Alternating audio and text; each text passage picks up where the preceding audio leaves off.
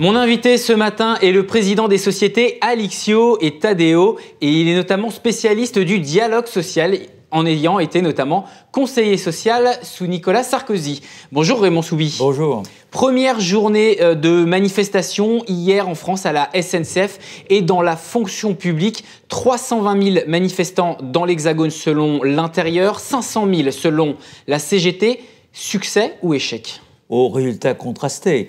S'agissant de la fonction publique, ce n'est pas un succès. 10% de taux de grévistes dans la fonction publique d'État, c'est historiquement faible. Au niveau des manifestations, l'étiage est supérieur à celui qui a été atteint au mois d'octobre, lors des premières manifestations. Il est à peu près au niveau des manifestations contre la loi Myriam El Khomri, donc ni réussi ni pas réussi.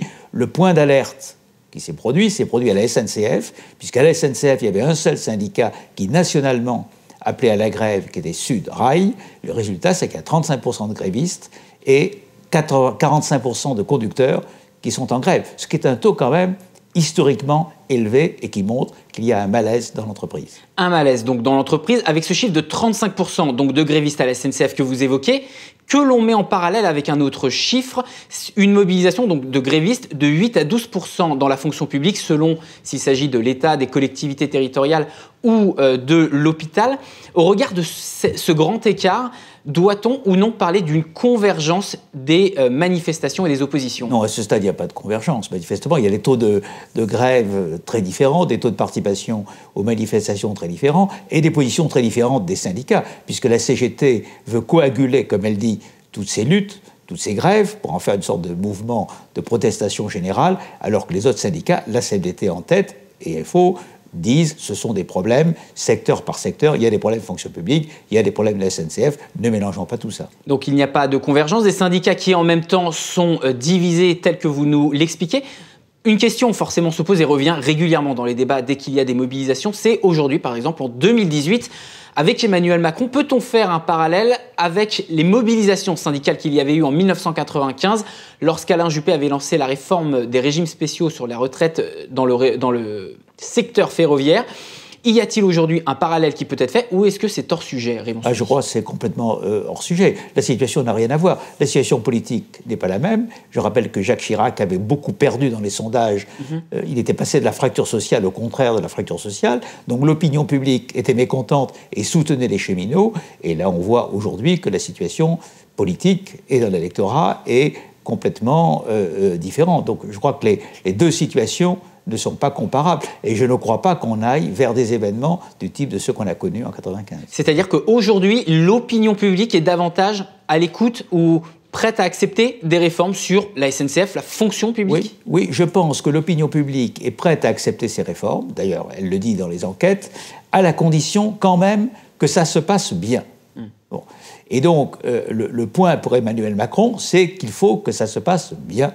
Mais sa méthode est construite pour ça, puisqu'il annonce de grandes réformes dans des principes, pas dans les détails. Ensuite, il ouvre une concertation de plusieurs semaines ou de plusieurs mois avec les syndicats, donc ils sont un peu, je dirais pas englués, mais impliqués dans des discussions très longues de la cave au grenier. Et enfin, il prend des décisions. Donc il peut doser les décisions en fonction des résistances qu'il a. Donc il tient quand même la main, je crois, dans tous ces événements. Il tient la main, cette méthode que vous évoquez qui consiste donc à ouvrir en même temps des ordonnances, en même temps qu'à organiser des concertations. C'était le cas sur la loi travail, c'est le cas également sur la SNCF en cours. Elle est redoutablement efficace, mais peut-elle se retourner contre lui à moyen ou long terme? Oui, elle a une limite. C'est quand les corps concernés se jugent stigmatisés. C'est le cas? Oui, ça a été le cas pour les retraités, qui disent comment peut-on dire que nous sommes une génération bénie par rapport à la génération qui nous a suivis. Donc, ils ont été touchés presque plus par ça que par les mesures. Et les cheminots, ils sont très irrités par le SNCF bashing, si j'ose ainsi m'exprimer. Et ils disent, on ne peut quand même pas dire que c'est nous et notre statut qui sommes les responsables de la dette de 46 milliards d'euros. D'ailleurs, ils ont raison. C'est dû aux décisions de l'État sur le développement du TGV, principalement. Et d'un point de vue politique, la méthode des ordonnances peut-elle être contestée à moyen terme par les Français qui, dans le même temps, comme vous nous l'expliquez, sont plus propices aux réformes? Oui, la méthode des ordonnances a comme intérêt d'aller vite, Oui. et d'éviter les débats parlementaires, pour faire simple. Donc l'efficacité politique. Donc il y a une efficacité politique, mais le faire trop souvent peut enlever de la légitimité démocratique à ces réformes, ce qui peut aussi présenter des inconvénients. Et justement, alors là, on rentre dans un des cœurs du sujet, cette méthode Emmanuel Macron, donc a priori efficace, mais démocratiquement, elle suscite des débats, notamment avec ses ordonnances. En économie, on parle beaucoup avec les acteurs d'Internet de désintermédiation. Est-ce que Emmanuel Macron fait un peu la même chose en matière sociale et sur son calendrier de réforme? C'est-à-dire, il essaie de se détacher des corps intermédiaires que sont notamment les syndicats. Oui, je dirais plutôt qu'il estime que les réformes relèvent de la légitimité politique de l'État. Il dit « j'ai eu un programme, il était clair, je l'applique, j'ai été élu sur ce programme, et donc j'ai à l'appliquer, et les corps intermédiaires, je peux les consulter, ils peuvent avoir de bonnes idées, mais ce n'est sûrement pas eux qui auront les derniers mots. » Par exemple, on a remarqué que sur la réforme de la formation professionnelle, il y a eu un accord national à sa demande, et il ne l'a pas respecté.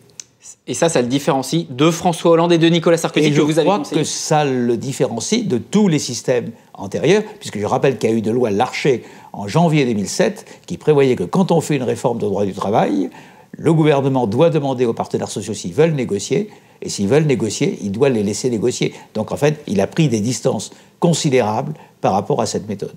Merci Raymond Soubi d'avoir été avec nous ce matin dans Les Échos. Je rappelle, président des sociétés de ressources humaines et de communication Tadeo et Alixio et ancien conseiller donc social de Nicolas Sarkozy.